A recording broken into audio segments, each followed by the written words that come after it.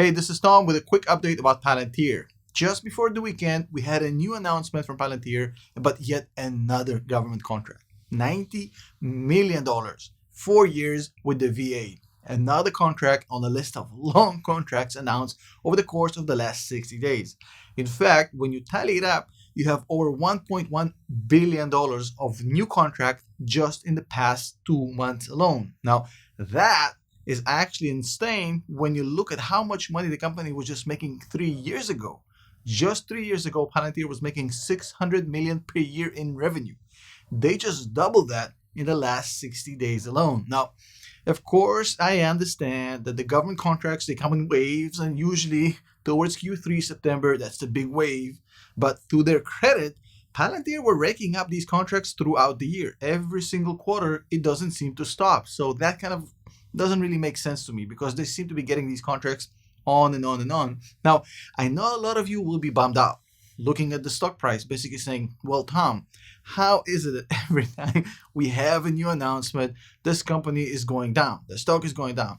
And for that, I have one simple answer. This stock is not really for day traders. It's not really for swing traders. Well, it is if you're a professional swing trader, you can definitely use the volatility. But I mean, the hardcore audience that this stock actually should appeal to is people with at least 5 years of horizon. And whether you like the stock price or not, you can't ignore the speed of acceleration of this company.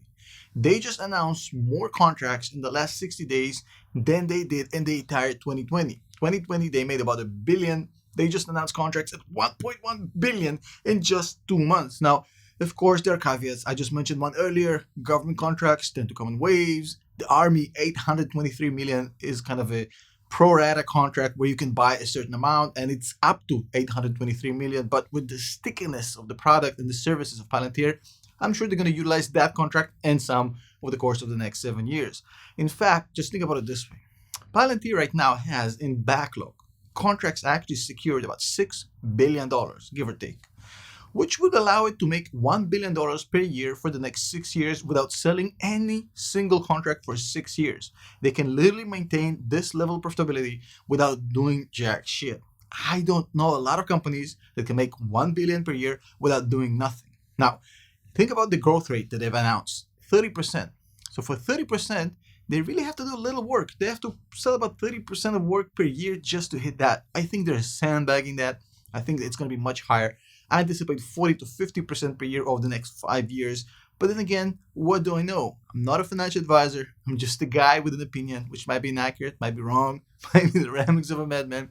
You still got to do your own research. But the biggest problem I see with Palantir is how people think about it. There's this narrative that the commercial side is much more important than the government side. And to an extent, I agree. The commercial side is extremely important because that's the growth engine for the next decade. That's where the big growth is going to come from for the next 10 years. However, you can't just write off government contracts as if they don't mean jack shit, because the growth in the government sector also means dollars, and you can't just ignore those, especially with the margins of Palantir versus the other contractors are insane. Think about it. How much easier it is to write a piece of software than to build a fighter jet. These guys are making top dollar, high revenue, high profits, high margins at ease. They're pretty much the only game in town for government contracts of that sort. You can't just ignore that and say, I'm focused on the commercial side. The commercial side is obviously important, but don't just ignore the insane behemoth that is the government side. It is also a huge revenue generator.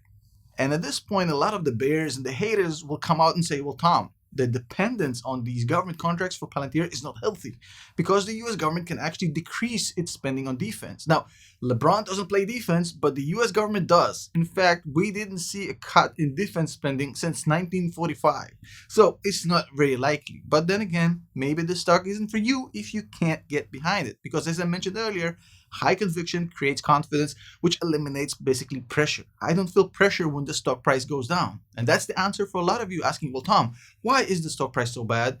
Let me explain something. That's not bad. If you believe in the company, if you have the faith and you have the conviction, that's actually a prolonged opportunity to buy the stock for cheap. It's as simple as that. Now, when I see the price drop, I'm happy because it allows me more time to buy more of it.